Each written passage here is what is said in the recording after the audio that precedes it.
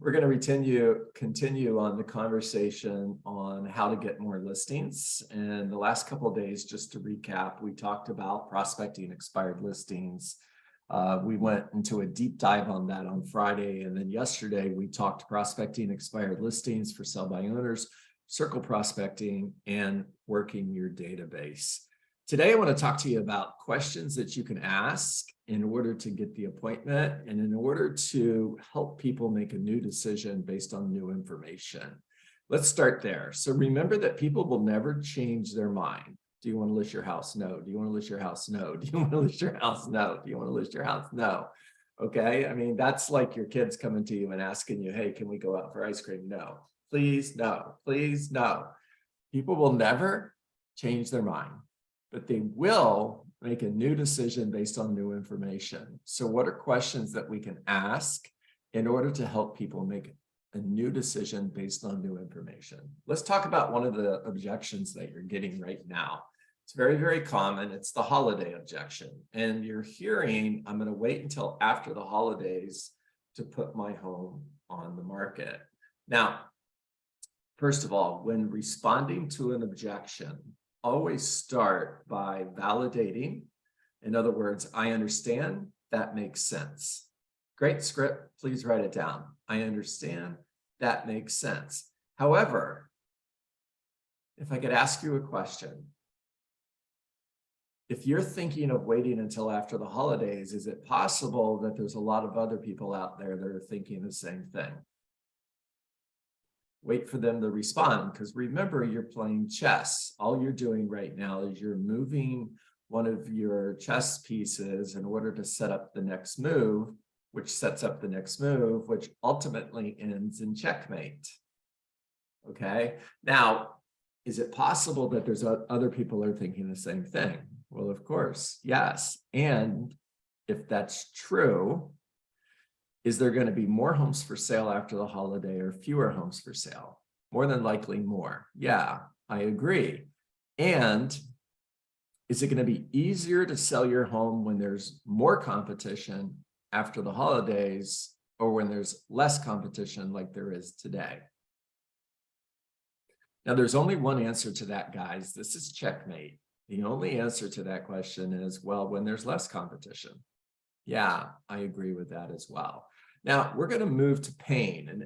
And this is a present positive, future positive, present negative, future negative conversation. And I'm going to move to pain. In other words, I'm going to ask harm's way questions. And I'm asking harm's way questions because we know that people are more motivated by avoiding pain than they are by going towards pleasure.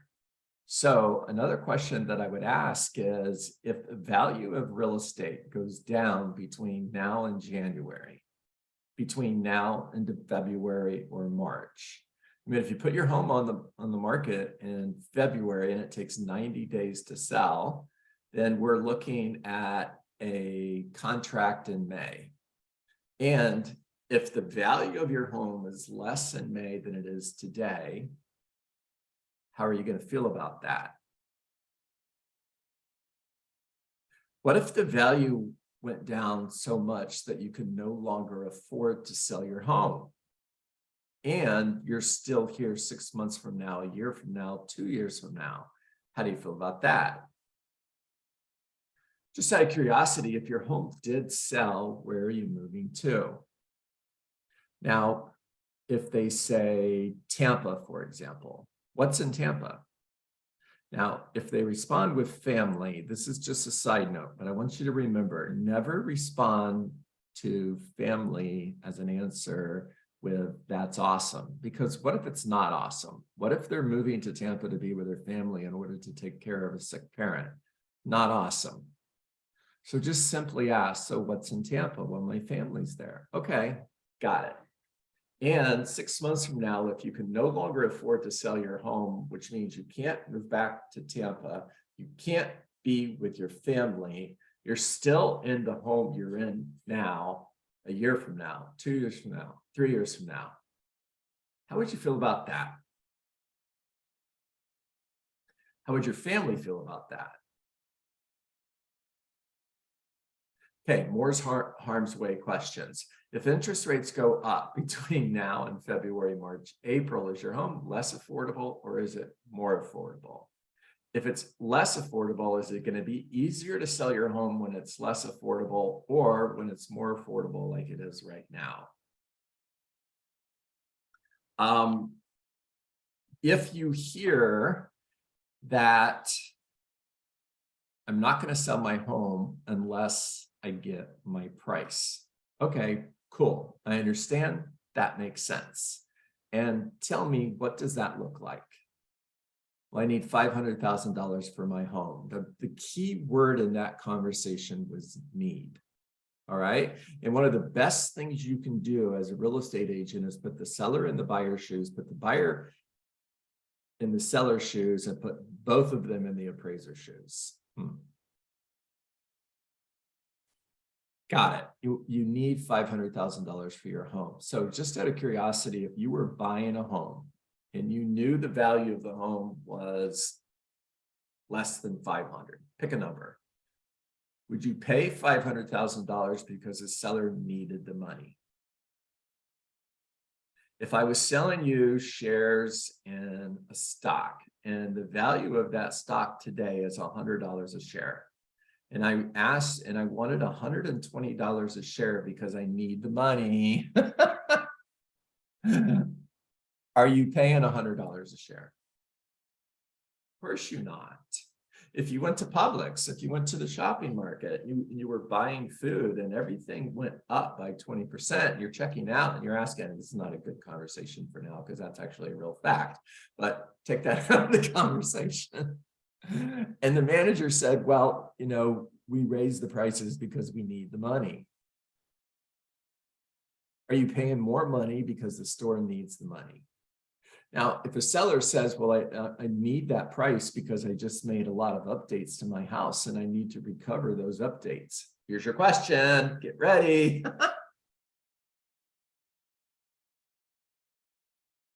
When you made the improvements, did you know you were selling your house? More than likely, you're going to hear no. And if you could have the $50,000 in improvements back, or still have your home with those improvements at its current price today, which would you choose? And more than likely, you're going to hear, well, I would take the $50,000 back. Yeah. And is it possible that the buyer would do the same thing? You see, you make improvements for three reasons. You make improvements for personal enjoyment. You make them to increase the value of your home, and then you make improvements in order to be more competitive in a shifting market when there's more competition. Now, you've lived in your home for 2 years since you made the improvements. Did you get personal enjoyment from the improvements that you made? Yes. Awesome. And is it possible those improvements are going to increase the value? Yeah, but the question is by how much? If you made $50,000 in improvements, is the value of your home going up by $50,000? Probably not. Now, the example that I would use here is if you were selling a property that had a pool, okay? And let's say you put the pool in. It didn't have a pool before, and you paid to have a pool added a year ago. And it cost you $50,000 to do that. And you're selling your home.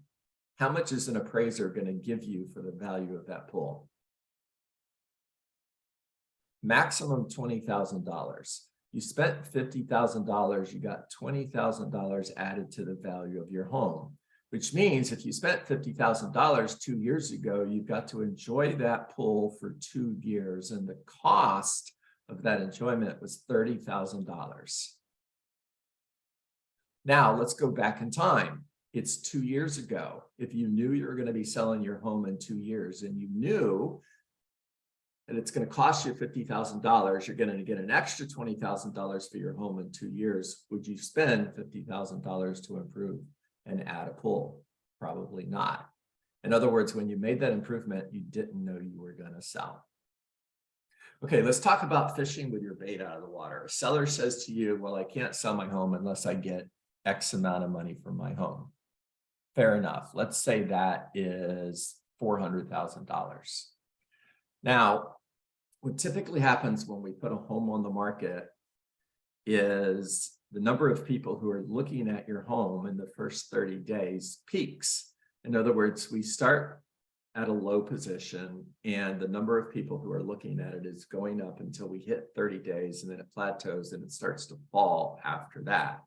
The key to getting your home sold, period, is to be in the market inside that cone that we just drew. If you're above that, then the people who would purchase your home, who would love to purchase your home, who are the right buyers for your property, aren't seeing your home. Now, typically about 90 days later, a seller will come to me and they'll say, John, you were right. This is the wrong price. Go ahead and lower my price. 520 isn't going to get it. Let's go ahead and lower it down to 495. It's the price you recommended when we started, right? And what typically happens is we miss the market, because now the same number of people are not looking at our home. And then about 120 days out, somebody comes in, they look at the property and they love it. And the first question they ask is, how long has it been on the market? Real estate agent replies 120 days. Next question, what's wrong with it? Real estate agent, nothing. It's a great property. Now, if you were that buyer, what are you thinking? I can get a good deal. Yeah, that's correct. So the buyer typically comes in with an offer way below the asking price. Let's just say $450. Now remember, $490 was the price we recommended to begin with. Now the seller is more motivated or less motivated at 120 days. They're more motivated. Who has the advantage at 120 days? The buyer or seller? The buyer does. Who has the advantage at 30 days? The seller does. Now, the seller, because they're more motivated, maybe even desperate, they accept the offer for $450,000. Who do you think they're going to blame in this scenario? You! Even though it was their idea, technically you are to blame, because you agreed to list the property for $520 when you knew the right price was $490. Remember, sellers go to script school too. The good news for you is they only have a few scripts, and you've got hundreds of scripts, and you've got a response to every one of their objections. So what a seller script is, we can always lower the price later, or a buyer can always make an offer. Now, here's where fishing with your bait out of the water comes into the conversation. Mr. and Mrs. Seller, a buyer can always make an offer is correct. You're absolutely right, but only if they see your house. You see, if you price your home at $520,000, the right buyer for your home is somewhere between $490,000 and $500,000. That buyer is searching for properties between $450,000 and $500,000. I've never had a buyer come to me and say, John, I'm looking for a house between $490,000 and $530,000. Doesn't happen. They shop in $100,000 increments first, $50,000 next, and $25,000 next. So a buyer is looking between $475,000 and $500,000. They never saw your home at $520,000. You're literally fishing with your bait out of the water. Let me explain what that means. Sarah, if you hired me as a charter captain, I'm going to take you out fishing, and I've got the best fishing boat money can buy. I've got the best fishing equipment money can buy. I even know where the fish are. And I take you to that spot and we hang our bait 3 feet above the water. How many fish are we going to catch? None. None. None. Now let's have, where does your heart stop conversation? You're working with a seller who has a property that's been on the market for 60 days, 90 days, and it's not selling. By the way, get ready for this, because this is the market you're headed to. If you're not already dealing with this, you're going to. And you need to have a price correction conversation. It's simply, hey, Vito, we're on the market for $495,000. We've been on the market now for 60 days and your home is still for sale. Just out of curiosity, what does an offer look like that you would accept? At what point are you rejecting an offer and deciding not to sell your home? In other words, if rejecting the offer meant you're still in your home 6 months from now, you're okay with that. You're not in Tampa with your family. You're still in your home and you're okay with that. What does that offer look like? If the asking price is $495, what would you do if we got an offer for $490? Now, guys, what do you think Vito's going to say? They'll take it. I'll take it. Thank you, Paige, 100%. Paige, stay with me in this conversation, okay? Because I'm going to walk you through where does your heart stop. Cool. Paige, what if it was $485? Oh, $485. Well, compared to being here 6 months from now, then I would take it if nothing better came. Got it. Now, tell me what your absolute bottom line is. This is a decision between selling your home and still being in your home 6 months from now. Well, if I really didn't get any offers, maybe $460, then I honestly, I would just stay here. Okay. I couldn't sell for less. All right. Well done, Paige. Thank you so much. Now, guys, I want you to make a note. If I were taking notes, remember that's code for write this down. If I were taking notes, I would write down, if I'm talking to a seller who would take $460, then I didn't do my job when I listed their house. I should have found this out at the listing table.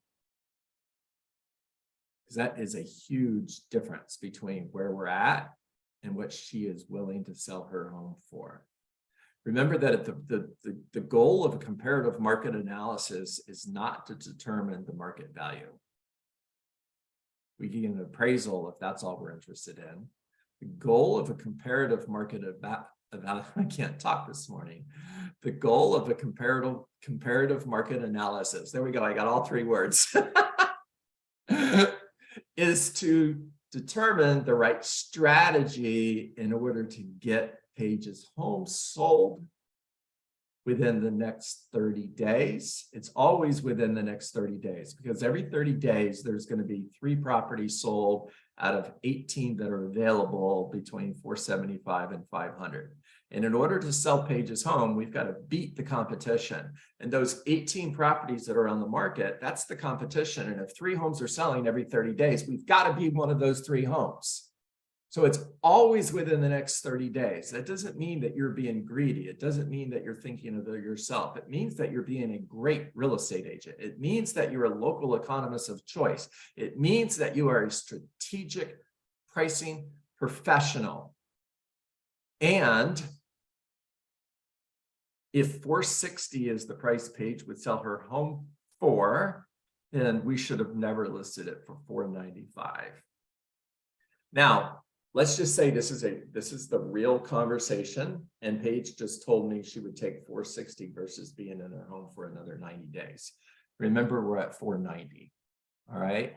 I personally don't think we need to drop to $460 in order to get her home sold. If I do think that, then again, I didn't do my job at the listing table. But let's say that I believe in order to be one of the 3 homes that are going to sell in the next 30 days out of the 18 homes that are currently for sale, we do need to be at $475. Why is that number so important?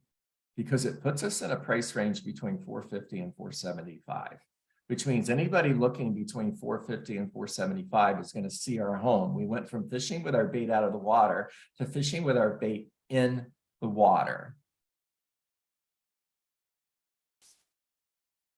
Now, let's just say for the purpose of this conversation, Paige said $475, my bottom line. That's it. Paige, pick it back up with me, okay? Paige, if you would sell your home for $475,000, what do you think we should do right now? It sounds like we should list it at 475. Yeah, you remember you're on the market for 90 days now, so it's not listed. It's going to be, we're going to lower our price. Oh, So, okay. so it sounds like we need to lower the price to 475. Now, did I suggest Paige lower her price to 475, or did Paige? I did. You asked me what we should do, and I Yes. answered. Yes, I was strategic. I'm playing chess. I'm asking you questions in order to help you self-discover the right strategy to get your home sold. And when Paige says, it sounds like I need to lower my price to 475, your response, here's another script. It's only 2 words. Your response is, I agree. And now we're going to lower the price to 475. And it's going to sell in the next 30 days. Now, Paige, you're the seller. How do you feel about that? Well, if it's going to sell in the next 30 days, I'll feel great about it. Okay, keep the conversation going with me. Okay. You got $20,000 less for your home than you wanted to. How do you feel about that?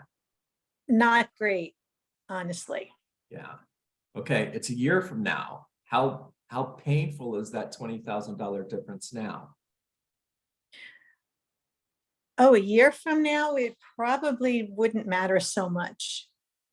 It's a year from now, and you're in Tampa. No, No, okay. you answered the right question. I'm just going to keep going. I'm parking on pain, girl.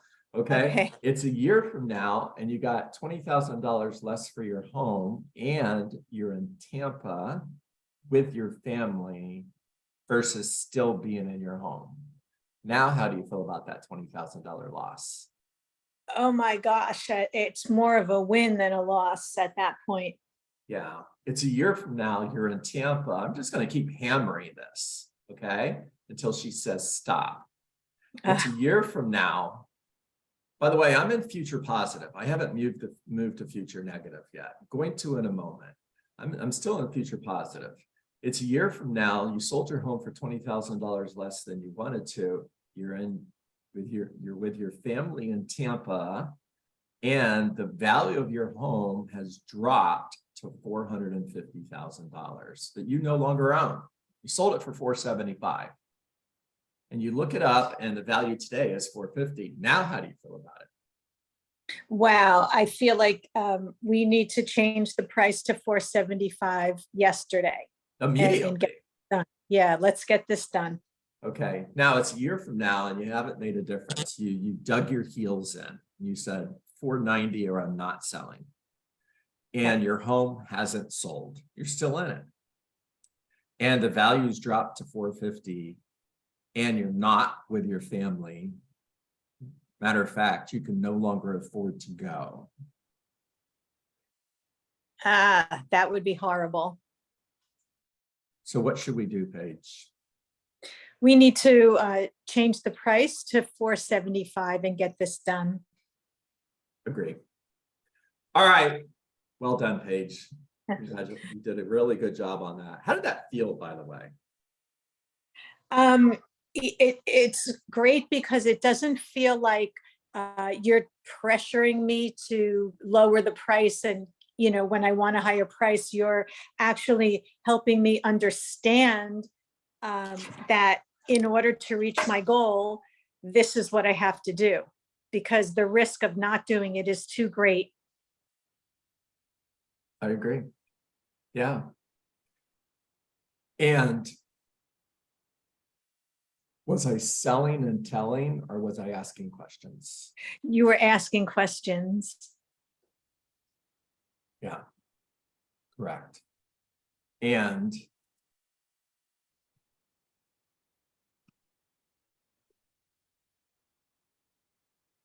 how did that feel? It felt respectful, and it felt like you were respecting that I'm the one in the driver's seat, that I'm the one deciding on the pricing, and that you're simply helping me think it through. Yeah. All right. Very well done. Very proud of you. Okay, guys, raise your hand, put your digital hand in the air and tell me what you heard.